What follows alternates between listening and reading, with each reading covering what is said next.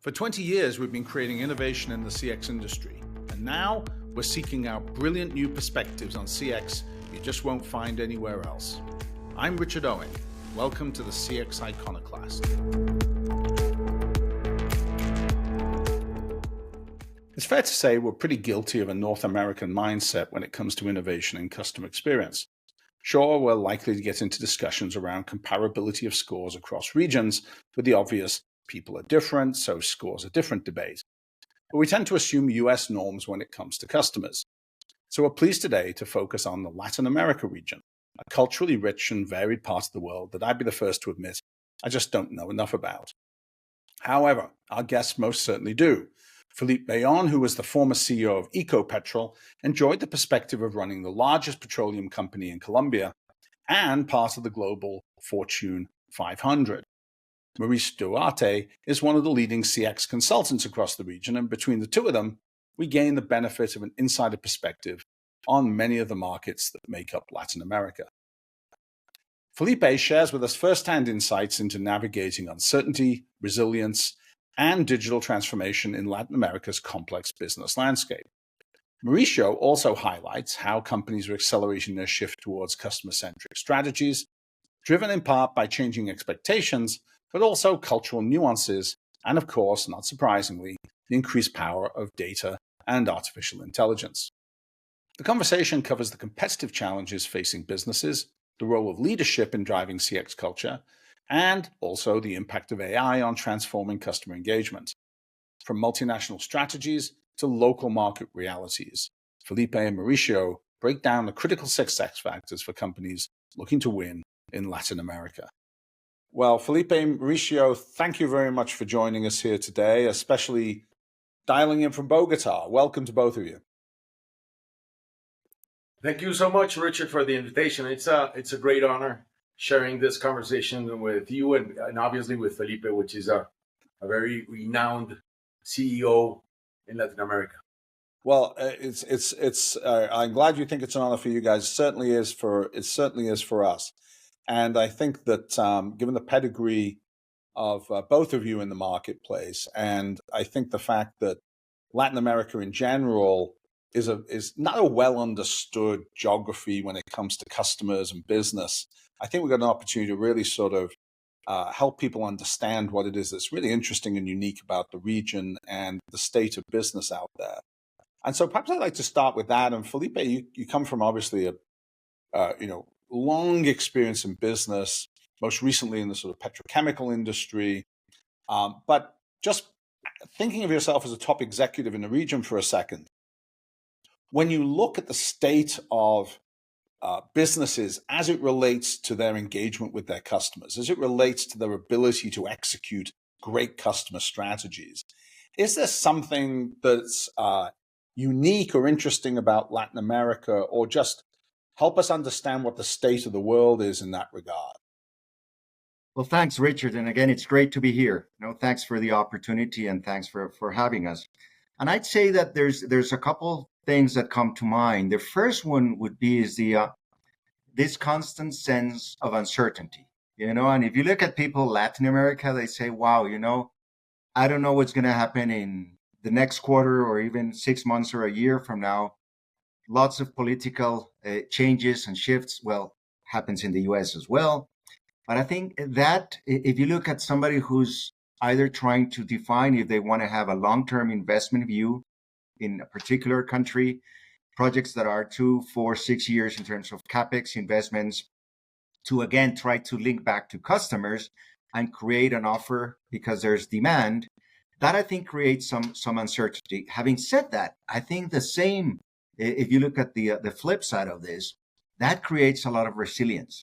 So if you look at some of the people here, they've actually developed a lot of, I'd say, tools in their toolkit in terms of being able to address some of these things and actually overcome some of the issues. And I think they're very good at finding the ways in which to actually navigate some meanders that may be difficult. Yeah, it's funny you talk about resilience. I mean, if I'm right in saying this, Argentina was something like the world's 4th or 5th largest economy at the end of the Second World War. Yeah. Right? And if you think about, I mean, that's not a short period of time, but it's still not a huge, it's not hundreds of years. And to go from that to the challenges that economy has today in such a relatively short period of time, that kind of transition does have to create uncertainty. There's always a certain level of instability, isn't there? Absolutely, and I had the opportunity of living in Argentina for 5 years. So I experienced some of that back in the day. It was probably, I don't know, 15 years ago. And it was fascinating because it's a country rich of very well educated and trained people that have lots of experience. Interestingly enough, Argentina looks more to Europe than to the US normally, which is different to some of the rest of us in the region. But they're constantly in flux. They're changing. They're being hit by lots of things, and it's a country that's full of resources and has a lot of potential, which hasn't been developed to its full extent. So Mauricio, with that context, when we're thinking about the evolution of customer-centric strategies and customer experience, does that color the way in which companies need to start thinking about growing through their customer base and treating their customers differently? Oh, that's a great question, Richard. Definitely, Latin America has a lot of commonalities, things in common between us. But definitely each country poses its own challenges. Having said so, I think that there's a gravitational pull towards customer centricity as a strategy, as a business strategy, that's really coming into hype, a peak, so to say, currently in Latin America, across the board. Meaning that what you started 20 years ago, in, for example, the field of customer experience and NPS, we are starting to ride the wave. There's more relevance, there's more awareness regarding the importance of customers in the center of our business strategy. But again, need be to correlate, and you need to have a special sensibility for each country. Colombia is a different ballpark game from Mexico, from Panama, from Argentina, obviously from Brazil. But I see there's a sense that customer centricity is the number one or number two topic in most CEOs' agendas nowadays, in business to business and business to consumer. Yeah, and I think that lack of homogeneity or the diversity across the different countries was something that the Europeans would more naturally understand, right? Because to some extent, the European Union looks like that today. Here in the US, we have, as arguably a benefit, we have a much more homogeneous marketplace culturally. Now, it's not to say that America doesn't have a lot of divergent cultures, but still not to the degree that you would experience in your region. And Felipe, when you're thinking about the culture of a company as it relates to customer experience, especially a multinational across these regions, how do you go about? Well, first of all, do you think that businesses are customer centric? Do you think that they have accomplishing this, and what's their journey towards building CX culture within the company? I think, Richard, and I'm building on something Mauricio was saying, is that some businesses may be convinced that that's the route they need to take, but I think others have been forced. And what I'm thinking is that right now customers are much more informed. They have information at the tip of their hands, in terms of having the mobile. Everybody has probably a smartphone. You can look at things up. You can buy things online. So more information and more optionality. I remember I was looking at something earlier in the week when there was probably one or two brands of refrigerators in Colombia. I'm going back 40 years, So guess what? You went out of your house or your parents' house, you got married, and you buy that brand. That's it.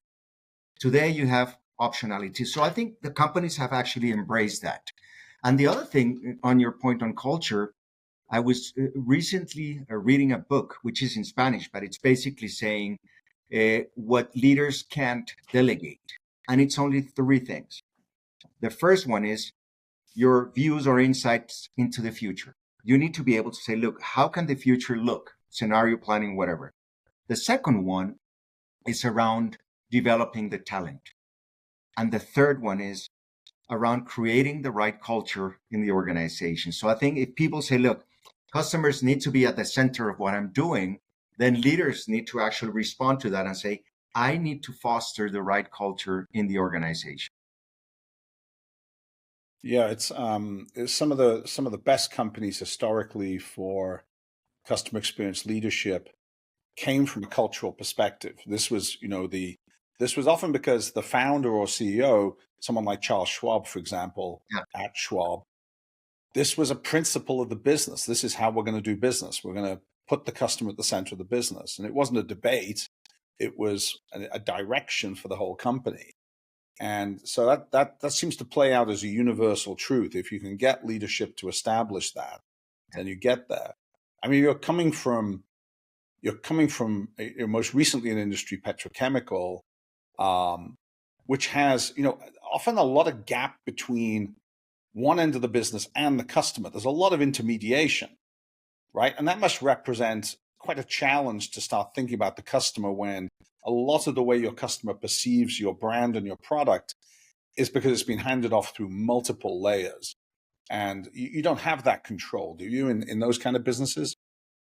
No, and I remember one instance, and as you were talking, in which a mayor of a very large city in Colombia came to me as I was CEO of this company that basically, I mean, for people's benefit, produces oil and gas and has refining capacity and products and you name it. And the mayor says, look, Felipe, I need help with changing the quality of the diesel, the fuels that used in the massive transport systems, in the buses, the big buses, because it's creating an issue, a health issue for me in the region. It's a city that's surrounded by mountains. So if it doesn't rain in March and April or October, November, there's a lot of smog. So the guy came to me and my team said, look, you know what, boss? We can't do that. It's not doable. But going back to your point, and I said, look, at least we need to tell the customer, who's the mayor of the city, who runs this transportation system, look, give us some time and let us see internally if we can actually deliver on that. Long story short, I went back to his office a couple months down the road and said, look, it's doable. It will take time. And then I went back and said, look, the first batch of this product is coming through the pipelines and it's reaching your city. So I'm just saying, look, organizations at some stage said, look, it's too difficult. It's complicated. It's impossible. We can't do it. Or that's not the way we've done things today. And especially, I think that's the case if customers have no optionality. Again, if it's a monopoly, it's the only brand, well, tough luck. So I think that changes the whole dynamic. Yeah. Companies get very lazy if they don't have competition, right? They take their customers for granted. So that seems like a universal truth, by the way. I don't think that's unique to any part of the world. Mauricio, thinking about this, I really got a two-part question for you. One of which is, if you were advising a multinational company on how they should think about Latin America from a CX perspective, and you were saying, here's what you should understand if you're an MNC and you want to do business in Latin America and you want to delight Latin American companies, what would you be advising them? And then the second part of the question is to invert that and say, if you're a Latin American headquartered company, what would you be learning from the rest of the world? Who you should be looking for inspiration in terms of figuring out how you become better. And Felipe, I'd love your answer to these questions as well. But perhaps, Mauricio, you could take a first crack at one or either of those two. Yeah. Okay. No, both questions are great. Number one, I think that one should look at the issue that culture in Latin America is very particular. So advising a company that's gonna start working here, figure out the culture of people and what the value proposition presents, and how would it become a fit within the culture, not only of the market, but also of the organization. Latin people tend to be, at least in this side of the woods in Colombia, relationships within the organizations are very important. So the bossy style that this needs to be done and this is the right path and go do it usually does not work. You need to negotiate and basically present the facts and gather people around your idea. My feeling is that Colombians like to be illustrated of what needs to be done. They like to provide feedback. There, as Felipe will tell you, Colombians are very ingenious in finding options and solutions. So that needs to be taken in account. The other thing that I see very important here, Richard, is that customer centricity is about a business strategy in which you need to find the type of customers that you want to delight with the type of product and service that you want to sell to them, and that you have a decision in which areas you want to be at the top of the game. You need to win on those areas to gain the loyalty required. It's not a coffee for everybody. Strategy, by definition, means you're going to concentrate your efforts and your energy into one area, and you're going to just a full resignation that you're not going to even bother trying anything else, because that will take away your competitive advantage in customer centricity. And it's usually misunderstood that you need to provide all through the different segments of customers a fabulous experience. And usually it's not, because in some instances, when service is not paid for, it's something that's nice to have, but you're going to lose money on it. And it's very common for a lot of managers and CEOs to lack the perspective that this is a business decision. Regarding question number 2, I think there's a lot of things that we can learn within our frontiers. As Felipe mentioned before, at the northern part of Latin America, we tend to gravitate along what happens in the States and Canada. Having said so, most examples of customer experience by a lot of people are regarding the Disney experience, what happens at Starbucks, when in fact, those elements are very hard, and those strategies are very hard to replicate within our cultures because we behave and think differently. So trying to copy and paste ideas from abroad sometimes prove challenging and misleading. Obviously, the principles are the same. You need to try to delight people. You want to try to create real connections and understanding of their needs and their expectations and over-deliver on them. But the idea is look within our boundaries to find those examples of great customer experience. And it's good to have examples from abroad, but those are not copy-paste good practices from my view. If I may, Richard, I don't know, I'll just chime in. I'll jump in. But if somebody was coming and say, Felipe, we want to come to Latin America, whichever country, I'd probably start the conversation saying, look, what's your purpose as an organization? Because I think it's always very relevant when you have a very clear, it's explicit in terms of the purpose, what you want to do. When I tell people, look, it's like your own personal purpose. What pinches a nerve? What gets you out of bed in the morning? What makes you thrive? Life's very, very short. So you say, okay, what's your purpose? And then can you, or do you think we're able to connect the organization, which needs to be mixed, local talent, some expats, just to get the company that's already established somewhere else embedded into the local culture? Can people connect at an individual and team level to that purpose? And I think that changes the overall conversation, because then you have a good blend of people that know the lay of the land and some of the things in terms of how things are done in different countries, but you bring all these corporate, if you will, culture in terms of products and services. Again, it depends, Are you a low cost airline? Are you a retailer? Are you going to be selling snacks? It will depend. And the other thing that I'm thinking, and this is not only exclusive to us, but it's how customers can relate to products. Where do you want to position yourself? What are you trying to provide as a service? Uh, because especially in the region and because of earning power, for example, not everybody will be able to get somewhere. And I'll share something, and most people won't know this probably in the US, but in 2022, Colombia sold 1 million motorcycles. I think that's more than the US. I'm Why? sure it is. Because in the US, everybody gets on their car. Here, the way of transportation preferred is getting on a motorbike. So that I think that changes your relationship again with the customer, and people value their two riders, their two-wheel riders, their bikes. So I think that's a very powerful example. People adapt.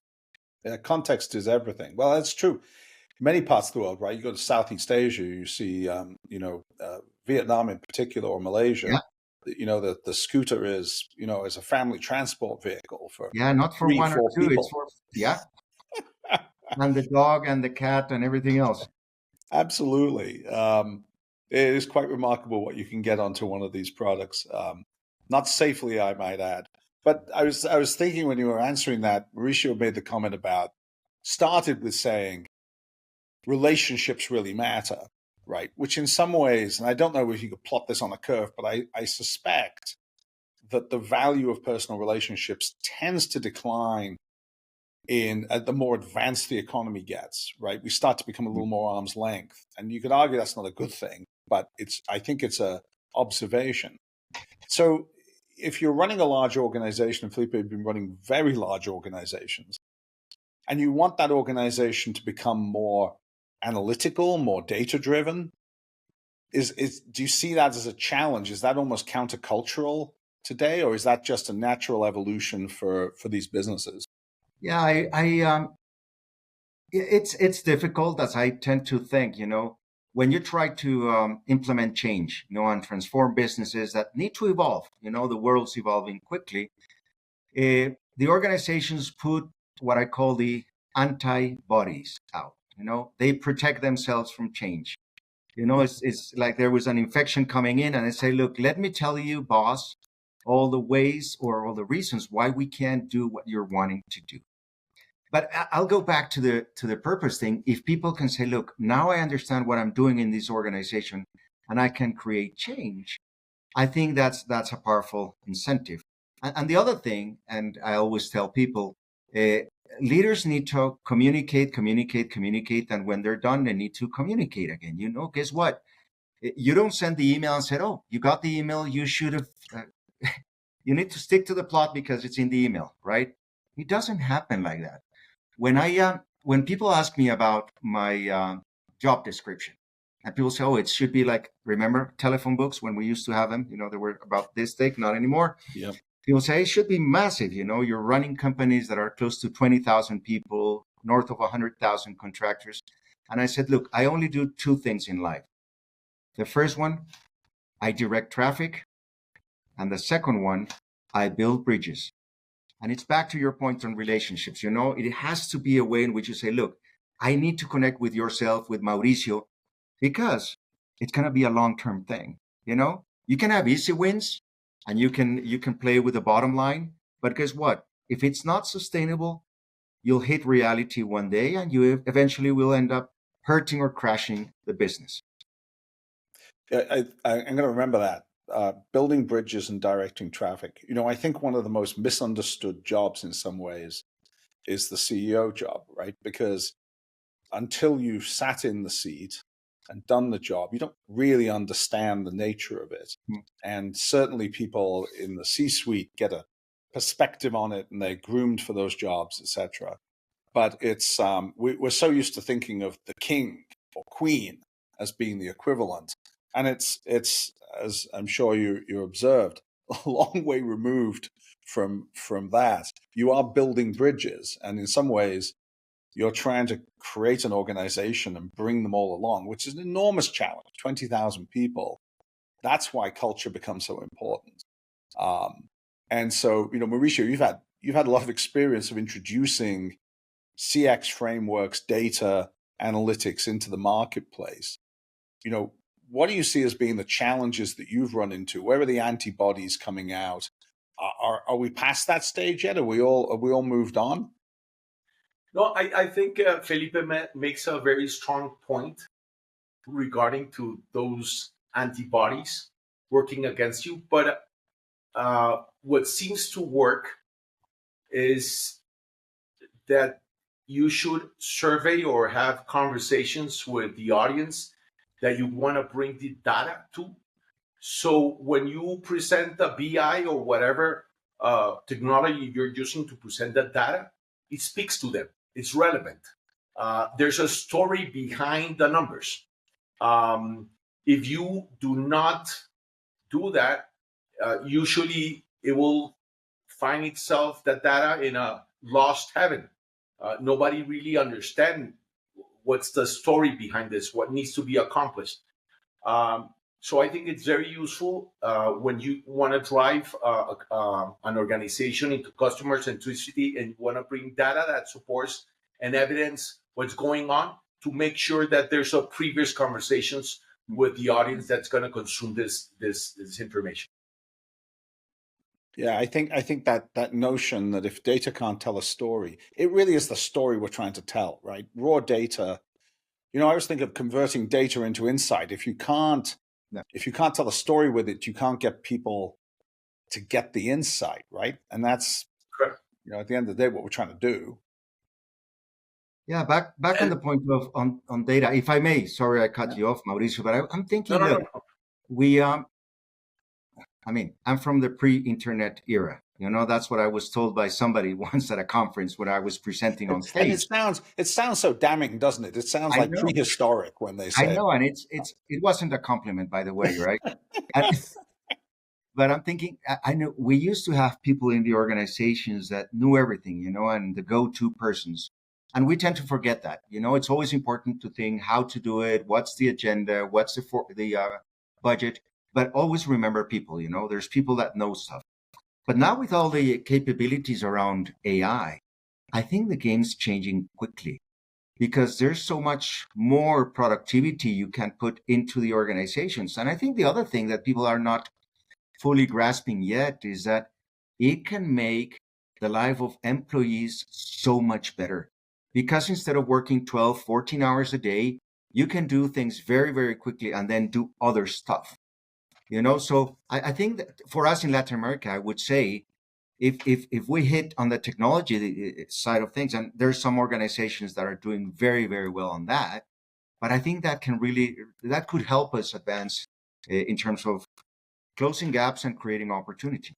I'm glad you said that. And I want to pick up on that point, because AI in particular, I like to paraphrase one of the most popular AI expressions, which is that AI won't take your job, but a competitor using AI will, right? And I think in our CX industry, AI won't take your job, but a CX professional who is armed with AI will take your job.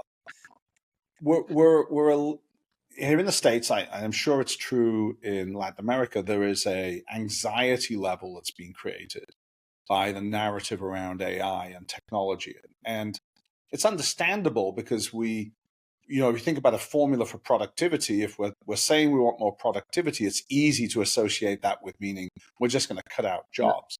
But Felipe, you're really making the point that at the end of the day, that's going to happen to a degree, I think we'd all have to say.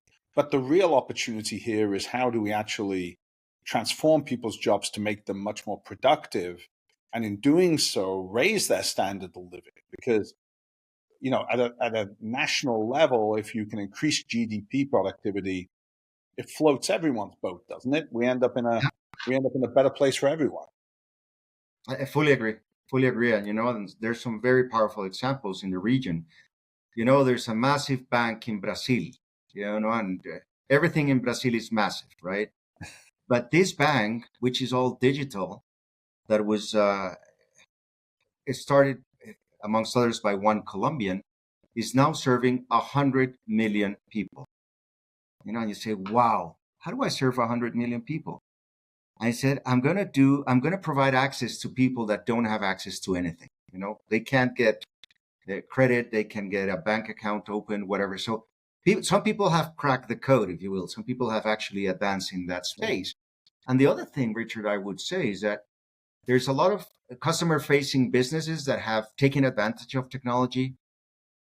And I think in that space, technology is much more advanced than inside of the corporations themselves. One of the challenges is, how do I bring that into the fold of the organization to make a difference? That's a great point, and I'll segue that into perhaps a final question, which I'll let Mauricio answer. So, based on that, artificial intelligence, right? Buzzword, but nevertheless very real. If we get past all the buzz and we boil it down, there is a very, very real transformation going on here in the way companies do business. In our chosen profession, and I use the term advisedly, which is helping companies transform CX, artificial intelligence, what's your perspective, Mauricio? Is this the game changer now? Definitely, it's an accelerator of our field, and let me explain. People are getting really tired about the survey. Most banks, health businesses, retail are constantly surveying, sending you via email, SMS, wherever, trying to get feedback. Obviously, feedback is the key element to understand customer needs and preferences. But nowadays, the reduction in the rates of emails that we get back with that feedback does not mean that our customers are not speaking out loud. And they do through social media. Obviously, it's unstructured data that AI will help us capture and place within the customer journey, and based on predictive analysis, estimate, for example, the value of NPS there. And what makes usually sense for those people that, to say, are acting as a detractor of the company, what needs to be done to bring them back into the business. So definitely AI is going to play a major role in one of the most relevant challenges in our field, which is we need data that is not anecdotic, because then business decisions cannot be made, but data that it's supported with the numbers, and we know there's a trend and we can make a decision. So definitely AI is in that area making a huge contribution. And the other area is sentiment analysis, in which verbatims are now highlighted with more understanding by the mere fact that in artificial intelligence can provide more context of what's being said and the emotions when people mention those words. So definitely it's going to be a game changer. That's obviously I have a strong agreement with that sentiment, so I'm glad to hear you say it. Well, gentlemen, it's been an absolute pleasure. Now I'm feeling incredibly motivated to come back down to Bogota again and see you both in person. But in the interim, let me just wrap up by thanking you for your observations. I'm sure people find it very interesting, and hope you have a great weekend. Thank you, Richard. Thanks, Richard. Thanks for the invite. Thanks for listening to the CX Iconoclast from OCX Cognition. Subscribe wherever you get your podcasts so you won't miss any of our thought-provoking conversations. And please get in touch if you want to learn more about what OCX Cognition's predictive CX analytics platform can do for your business by providing complete insights into every account, continuously updated and connected to operations. You'll find contact info in the show notes.